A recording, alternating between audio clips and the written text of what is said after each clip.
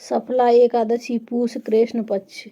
युधिष्ठिर ने पूछा, हे भगवान, पूष मास के कृष्ण पक्ष की एकादशी का क्या नाम है? इस दिन कौन से देवता की पूजा की जाती है तथा उसकी विधि क्या है? श्री कृष्ण भगवान बोले, राजन, दान देने वाले की अपेक्षा में व्रत करने वाले से अधिक प्रसन्न होता हूँ। अब आप इस एकादशी व्रत का महत्व सुनो। पूष माह के कृष्ण पक्ष की एकादशी का नाम सफला एकादशी है। इस एकादशी के देवता नारायण हैं। इसका पूर्वस्थ विधि अनुसार व्रत करना चाहिए और नारायण जी की पूजा करनी चाहिए। जो मनुष्य एकादशी व्रत तथा मेरा पूजन करते हैं वे धन्य हैं। सफला नाम की एकादशी में मुझे ऋतु के अनुकूल फल अर्पण करें, अर्थात नारियल, नींबू, अनार, सुपारी याद और धूप पुष्प याद से मेरी 16 प्रकार से पूजा करें। इस दिन दीपदान तथा रात्रि को जागरण करना चाहिए। इस एकादशी व्रत के समान यज्ञ, तीर्थ तथा दूसरा कोई भी व्रत नहीं है। मनुष्य को 5000 वर्ष तपस्या करने से जो पुण्य मिलता है वह पुण्य भक्ति पूर्वक रात्रि जागरण सहित सफला एकादशी के व्रत करने से प्राप्त होता है। हे राजन, अब आप सफला एकादशी की कथा सुनिए। चंपावती नगरी में एक महावती राजा राज्य करता था। उसके 5 पुत्र थे। इन पुत्रों में सबसे बड़ा था वह सदैव पाप कर्म में लगा रहता था, पर स्त्री गमन में अपने पिता का धन नष्ट किया करता था। वह देवता, ब्राह्मण, वैष्णव आदि की निंदा किया करता था। जब पिता को अपने बड़े पुत्र के बारे में समाचार ज्ञात हुआ तब उन्होंने उसका नाम लुम्भक रख दिया और उसको अपने राज्य से निकाल दिया।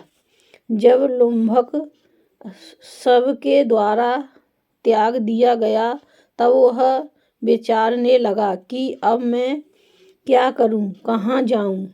अंत में वह दिन में वन में रहने लगा और रात को अपने पिता की नगरी में चोरी तथा अन्य कुकर्म करने लगा।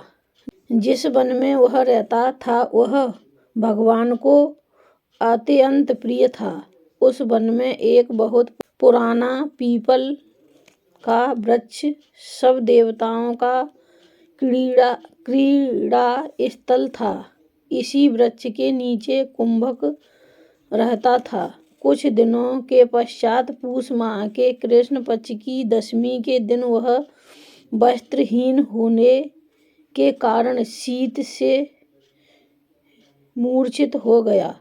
वह रात्रि को सो न सका। उसके हाथ पैर अकड़ गए। उसका दिन और वह रात्रि बड़ी कठिनता से बीती। सूर्य नारायण के उदय होने पर भी उसकी मूर्छा न गई।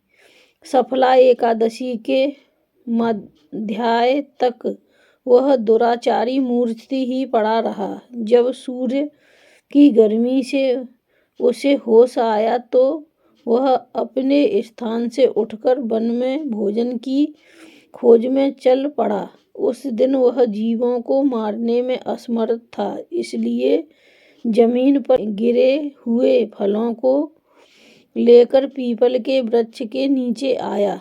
जब सूर्य भगवान अस्ताचल को प्रस्थान कर गए तब वह पीपल की जड़ के पास फलों का रखकर कहने लगा, हे भगवान, इन फलों से आप तृप्त हो। ऐसा कहकर वह रोने लगा और रात्रि को उसे नींद न आई। इस महापापी के व्रत तथा रात्रि जागरण से भगवान अति प्रसन्न हुए और उसके समस्त पाप नष्ट हो गए। प्रातः ही एक घोड़ा अनेकों सुंदर वस्तुओं से सजा उसके सामने खड़ा हो गया और आकाशवाणी हुई, हे राजपुत्र, भगवान नारायण के प्रभाव से तेरे समस्त पाप नष्ट हो गए हैं। अब तू अपने पिता के पास जाकर राज्य प्राप्त कर। लुम्भक ने जब ऐसी आकाशवाणी सुनी तो वह अत्यंत प्रसन्न हुआ और बोला, हे भगवान, आपकी जय हो। वह सुंदर वस्त्रों को धारण कर अपने पिता के पास गया। उसने अपने पिता को संपूर्ण कथा कह सुनाई। पिता ने उसे अपना राज्यभार सौंप दिया। अब लुम्भक शास्त्रानुसार राज्य करने लगा। उसकी पत्नी पुत्र आदि भी परम भक्त बन गए। वृद्ध अवस्था आने पर वह अपने पुत्र को गद्दी दे भगवान का भजन करने के लिए वन में चला गया और अंत में विष्णु लोक को गया।